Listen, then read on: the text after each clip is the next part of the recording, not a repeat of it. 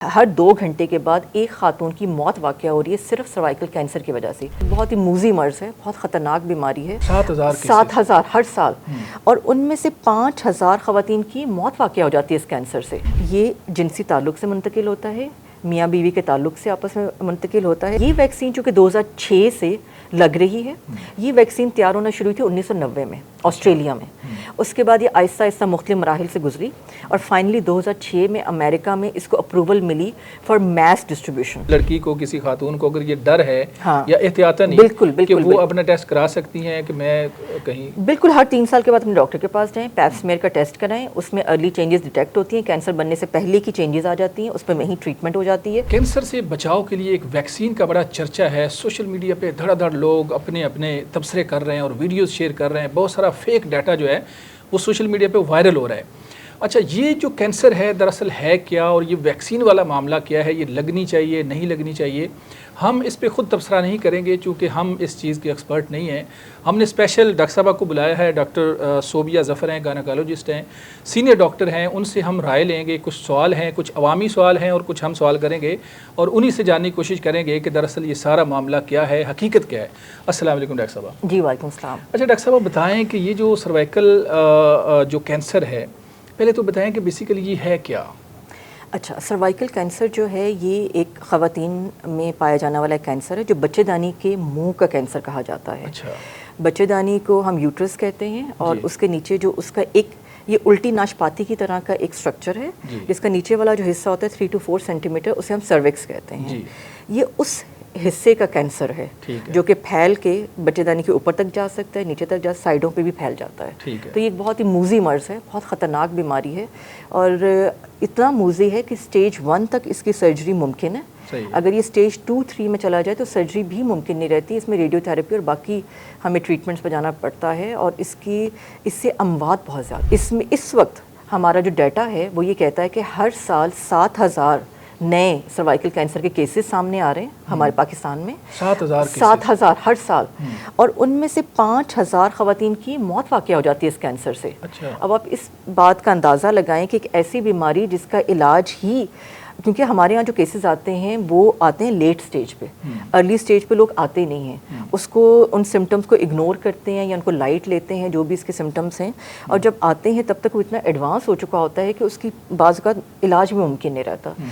آپ سوچیں کہ ہمارے ہاں ہر 2 گھنٹے کے بعد ایک خاتون کی موت واقع ہو رہی ہے صرف سروائیکل کینسر کی وجہ سے پاکستان کے اندر، اور this is the highest mortality rate among South Asia. میں ویسٹ کی بات نہیں کروں گی کیونکہ ان کے پاس جدید سہولیات ہیں، علاج معالجہ زیادہ ہے، اویئرنیس زیادہ ہے، تو ان کا تو ڈیفینیٹلی نمبر بہت کم ہے ہم سے، لیکن جنوبی ایشیا جو ہمارے جیسے ملک ہیں اور کم و بیش ہمارے جیسے وسائل ہیں، ان میں اس وقت ہم سب سے اوپر ہیں۔ یعنی کہ ہر 1 لاکھ خواتین میں سے 20 خواتین کی ڈیتھ ہو رہی ہے سروائیکل کینسر سے۔ یہ نمبر انڈیا میں 17 ہے، یہ نمبر بھوٹان میں 6 ہے، اور یہ نمبر مالدیپ میں 4 ہے۔ ہر بیماری کی کوئی نہ کوئی وجوہات ہوتی ہیں۔ جی بالکل ایسے ہی۔ تو اس بیماری کی جو وجوہات ہیں وہ کیا سمجھتی ہیں بطور ڈاکٹر کہ وجوہات کیا ہیں، کیسے یہ ہو جاتا ہے؟ 70% کینسر ہے وہ صرف 2 سٹرین سے آ رہا ہے، وہ ہے 16 اور 18۔ اور یہ جو ویکسین لگ رہی ہے یہ انہی 2 سٹرینز کے اگینسٹ ہے۔ حالانکہ ہم باقی جو ملکوں میں ہیں اب ویکسین، ہم تو ابھی یہ بالکل بیسک ویکسین کی بات کرنے لگے ہیں جو ابھی ہمارے پاس آئی ہے 16 اور 18 کے اگینسٹ ہے۔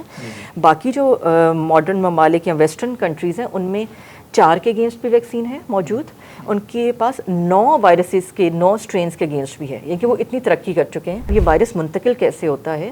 یہ جنسی تعلق سے منتقل ہوتا ہے، میاں بیوی کے تعلق سے آپس میں منتقل ہوتا ہے، لیکن ہمارے جو خواتین ہیں، جب میں بات کاٹوں گا ڈاکٹر صاحب اسی معذرت کے ساتھ کہ یہ جب منتقل ہوتا ہے، اب یہ جو جس ایج گروپ میں ہم لگا رہے ہیں، اب اس ایج گروپ کا جو ہمارا معاشرہ ہے اس میں تو ظاہر ہے ایسے کیسز، میں یہ تو نہیں کہتا کہ ہیں نہیں، بٹ ان کی تعداد تو نہ ہونے کے برابر ہے، تو پھر کیسے یہ منتقل ایسے کم عمر بچیوں میں کیسے ہوگا؟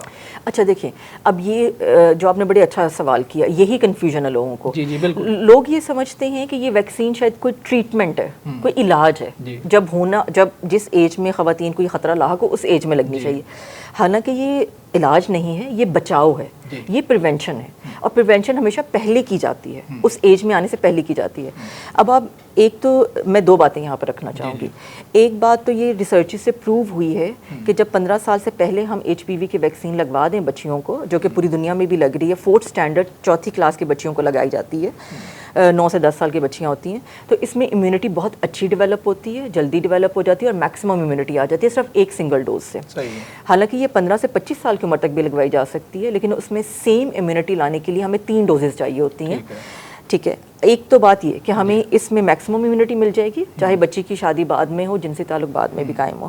دوسری بات یہ ہے کہ آپ میری بات سے اتفاق کریں گے کہ ہم اگر اپنے اندرونی علاقوں کی بات کریں، اپنے ان علاقوں کے جو انڈر پریولیجڈ ہیں ان کی بات کریں، تو ان میں بہت ساری بچیوں کی شادیاں بہت ارلی ایج میں ہو جاتی ہیں۔ 12-13 سال کی عمر میں بچیوں کی شادی ہونا کوئی اچنبے کی بات نہیں ہے، اور آپ آئے روز یہ واقعات سنتے ہیں کہ ان کم عمر بچیوں کی سندھ میں، پنجاب میں حالانکہ قانون موجود ہے 16 سال کی عمر کا، 18 سال کی عمر کا، لیکن اس کی وائلیشنز ہر جگہ ہو رہی ہیں، اور 16 سال تو لیگلی بھی ایکسیپٹ کیا گیا ہے ہماری گورنمنٹ نے، لائک بہت سی حکومتیں جو صوبائی ہیں وہ 16 سال کو تو لیگل کرتی ہیں۔ تو ایک بچی کو 14 سال کی عمر میں ویکسین لگے گی تو اس کی امیونٹی 16 سال کی عمر تک وہ ہوگی نا کہ وہ اس سے اپنا بچاؤ کر سکے۔ بہت ساری اموات کو کرونا ویکسین کے ساتھ جوڑا جاتا ہے، بالکل ایسے ہی کہ چونکہ جن لوگوں نے کرونا وائرس کی ویکسین لگوائی، اب عام آدمی، میں نے کبھی سنا تو نہیں، کسی ڈاکٹر نے بھی کہا ہو کہ عام آدمی کہتا ہے لے جی ویکسین لگی تھی تو ہارٹ اٹیک ہو گیا، تو دیکھیں اب یہ اموات ہو رہی ہیں، اور اسی طرح اب ہماری بچیوں کی طرف تو کرونا کو اور اس ویکسین کو جو ملایا جا رہا ہے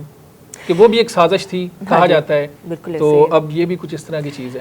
ہاں جی، یہ اصل میں اس طرح سے ہے کہ کرونا ویکسین تو ایک نئی ویکسین تھی، کیونکہ 2020 میں دنیا اس وبائی مرض کی لپیٹ میں آئی، اور اس کے بعد ریسرچز ہوئی اور ویکسین بنی۔